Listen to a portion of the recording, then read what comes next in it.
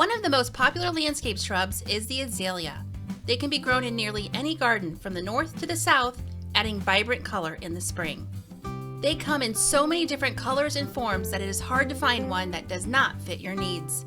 While growing and caring for these shrubs is relatively easy, there are some things to consider when adding them to the landscape. Hello fellow gardeners, my name is Amy from Gardening Know-How, and we are going to share our top tips to grow and care for azaleas to keep them healthy and full of blooms year after year. The first step is to choose the right azalea for your landscape. While azaleas can be enjoyed in many different regions, we all need to select a shrub that is hardy for our growing zone. Your local garden center or county extension agent can help you with zone information and tips on which kinds of azalea will thrive in your region. The next step is to choose a shrub that fits the needs of your landscape. Are you looking for an evergreen azalea that will retain its leaves all year long? Or a deciduous type, typically with a larger bloom, but with the compromise of loss of leaves in the fall?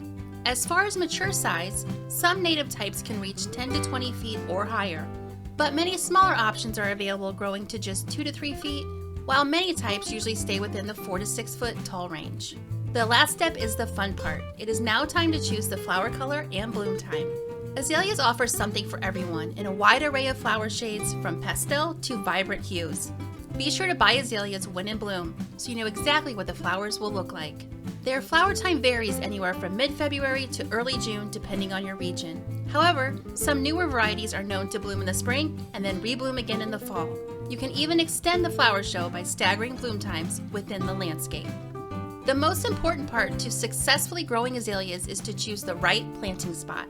Azaleas have a shallow root system and require well-drained soil. They will not tolerate a wet root system.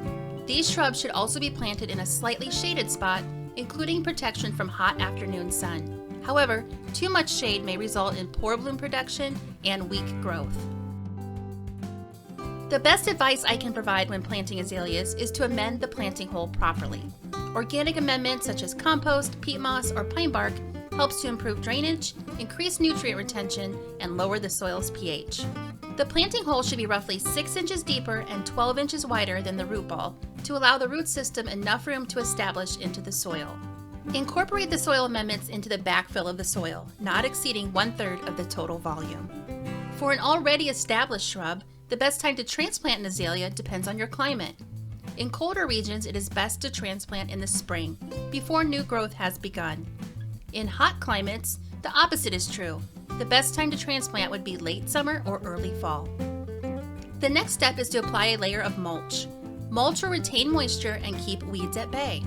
Organic mulches such as pine bark, pine needles, and dried chopped oak leaves will also help to condition and add acidity to the soil.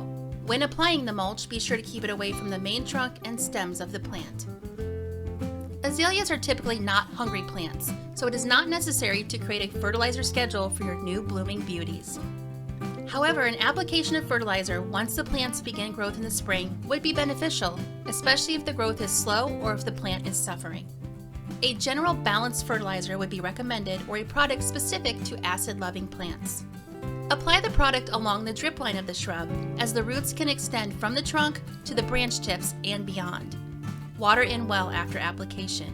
Specialty products may be needed if your plant shows signs of a nutrient deficiency, but we will talk more about that later.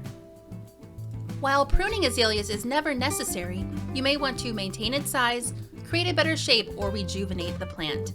The best time to prune an azalea is just as the flowers are fading. Cutting the plant at any other time of the year will cut off the buds for the next season of flowers.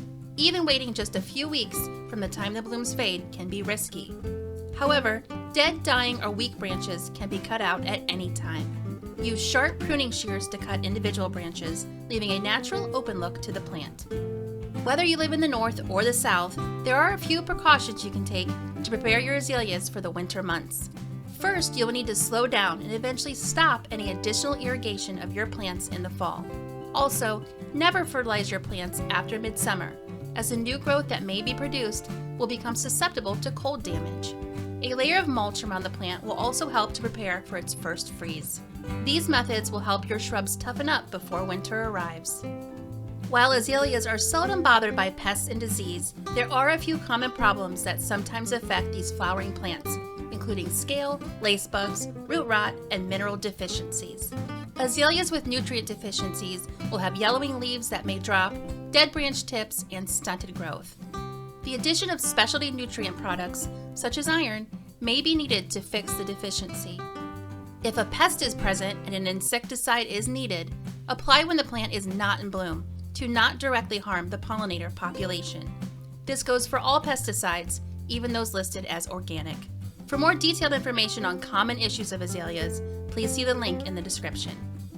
Keeping your azaleas healthy throughout the growing season with proper planting techniques and general care will ensure an abundance of beautiful blooms for many years to come.